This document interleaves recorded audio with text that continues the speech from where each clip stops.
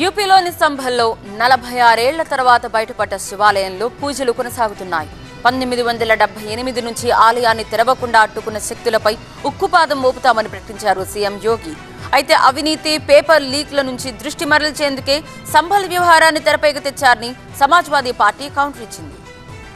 ఉత్తరప్రదేశ్లోని సంభల్లో 46 ఏళ్ల తర్వాత బయటపడ్డ శివాలయాన్ని దర్శించుకోవడానికి భక్తులు పోటెత్తారు. జై హనుమాన్, హరహర మహాదేవ అంటూ నినాదాలు చేశారు. ఆలయంలో పూజల పరంపర కొనసాగుతోంది. 1978 తర్వాత ఈ ఆలయంలో పూజలు నిర్వహించడం చాలా ఆనందంగా ఉందని భక్తులు వెల్లడించారు. సంభల్లో శివాలయం బయటపడ్డ వ్యవహారంపై యూపీ అసెంబ్లీలో స్పందించారు సీఎం యోగి. 1978 నుంచి ఆ ఆలయాన్ని తెరవకుండా కొన్ని దుష్ట శక్తులు అడ్డుకున్నాయని ఆరోపించారు.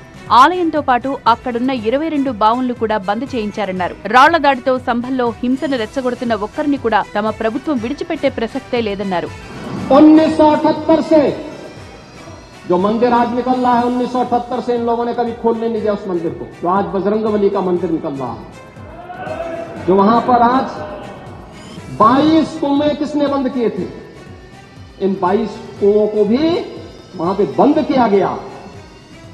और वहां का माहौल इतना तनावपूर्ण किसने बनाया था? ये पत्थरबाज कौन थे?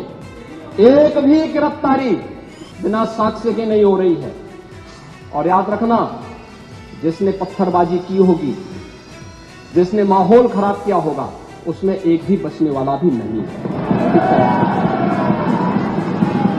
एक भी नहीं बचेगा।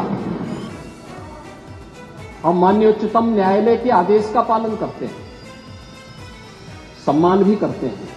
అయితే యూపీ ప్రభుత్వ తీరుపై తీవ్ర స్థాయిలో ఆగ్రహం వ్యక్తం చేశారు సమాజ్వాదీ పార్టీ ఎమ్మెల్యేలు. ప్రజా సమస్యలు, పేపర్ లీక్లపై నుంచి దృష్టి మరల్చేందుకే సంభల్ వ్యవహారాన్ని తెరపైకి తెచ్చారని అసెంబ్లీ ఆవరణలో ధర్నా చేపట్టారు. సంభల్లో వెలుగు చూసిన పురాతన శివాలయాల్లో తవ్వకాలు కొనసాగుతూనే ఉన్నాయి. తాజాగా జరిపిన తవ్వకాల్లో కొన్ని విగ్రహాలు బయటపడ్డాయి. ఇవి చాలా వరకు విరిగిపోయున్నాయి. ఈ విగ్రహాలు ఏ కాలం నాటివో తెలుసుకునేందుకు చట్టపరంగా తగిన చర్యలు తీసుకుంటామని జిల్లా అధికారులు తెలిపారు. సంభల్లో వెలుగులోకొచ్చిన శివాలయంతో పాటు బావిలో కార్బన్ డేటింగ్ నిర్వహించాలని భారతీయ పురావస్తు శాఖకు సంభల్ కలెక్టర్ లేఖ రాశారు.